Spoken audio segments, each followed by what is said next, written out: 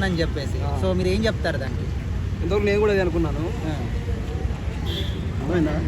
అన్న కాలు ఎగిరేసాడుగా, కాలర్ ఎగిరేసాడు. ఒక కాలు ఎగిరేస్తేనే దేవరా అడ్డుపోయింది, త్రిపుర ఇటుపోయింది, ఎటో పోయాయన్నమాట. 2 కాలర్ ఎగిరేస్తే ఎట్లా ఉంటుంది తెలుసుగా.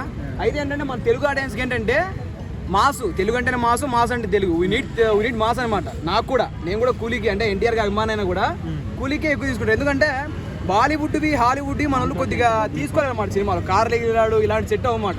కూలీలో ఏంటి మంచి క్యారెక్టరైజేషన్స్ ఒక 5-6 పెట్టారు. తమిళ నుంచి కన్నడ నుంచి తీసుకొచ్చి పెట్టారు. లోకేష్ కనకరాజు గారు ఆయన డైరెక్షన్ ఎలా ఉంటుంది, వేరే లెవెల్ ఉంటుంది అనమాట. అందుకని చెప్పి మన వాళ్ళు దానికి షిఫ్ట్ అవుతున్నారు. సినిమా చూసిన తర్వాత తెలిసిద్ది అనమాట సినిమాలో ఏ దమ్ము ఉందని చెప్పి. ఏ సినిమాలో అయితే దమ్ము ఉంటుందో దాన్ని ప్రిపేర్ చేస్తారు. నేను కూడా ఫస్ట్ కూలీకి వెళ్తానా, దాని తర్వాత వాటుకి వెళ్తా. వాటుకి వెళ్ళి 2 సినిమాలు కంపేర్ చేశాను.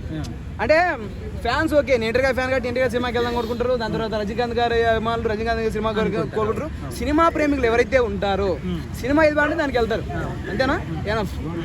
అంటే మరి ఈ సినిమా చూడక ముందే ఒక డెసిషన్కి ఎందుకు వచ్చారు? ఈ సినిమా అయిపోయింది పని అదే చెప్తాను కదా. అంటే బాలీవుడ్ నుంచి వచ్చారు, అర్థమైందా? బాలీవుడ్ హాలీవుడ్ మనల్ని అర్థం చేసుకోలేదు. అంటే బాలీవుడ్ మీద నమ్మకం లేదంటారు. ఫస్ట్ ఆఫ్ ఆల్ నమ్మకం అంటే మనలకు మాసుకురు మొత్తం 1990s లో మొత్తం రాళ్ళు ఎగిరేసుకోవడాలు, రాళ్ళతో కొట్టడాలు, బాణాలతో కొట్టడాలు, లేదంటే రంగస్థలము, దాని తర్వాత త్రిబులారు, బాహుబలి యుద్ధాలు అవి అలాంటి సెట్ అయితే అనమాట. నువ్వు కారు జుగ్ అని ఎగిరిచ్చావు అనుకో, కారు ఎగిరితో ఇదేంద్ర ఎవ్వాలని ఉంటుంది అనమాట. అది మనకు సెట్ కావు. అంటే వాటిలో ఎన్టీఆర్ గారికి కూడా ఆ క్యారెక్టర్ సెట్ కాలేదని చెప్పేసి, ఆ బాడీ అంతా కూడా ఎడిటింగ్ లో చూపించారని చెప్పేసి, హైట్ కూడా ఎక్కువ చూపించారని, సో ఇది కొన్ని అలిగేషన్స్ ఉన్నాయి కాబట్టి కొంచెం డిసప్పాయింట్ అయ్యారని కూడా వినిపిస్తుంది.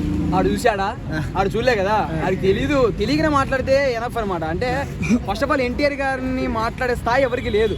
ఆయన యాక్టింగ్ పరంగా, డాన్స్ పరంగా సింగిల్ టేక్ ఆర్టిస్ట్ ఎవరైనా ఉన్నారంటే తెలుగు ఫిల్మ్ ఇండస్ట్రీలో ఎన్టీఆర్ గారు.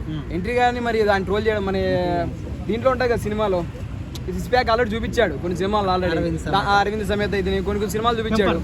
టెంపర్ అయితే ఏమి అలాంటి సినిమాలు చూపించినప్పుడు మళ్ళీ దాన్ని ఫేక్ అలా అనుకుంటాము. దే డోంట్ నో, అంతే. వాళ్ళు తెలియకుండా మాట్లాడితే ఏమైతుంది? Enough, there is no more. Thank you.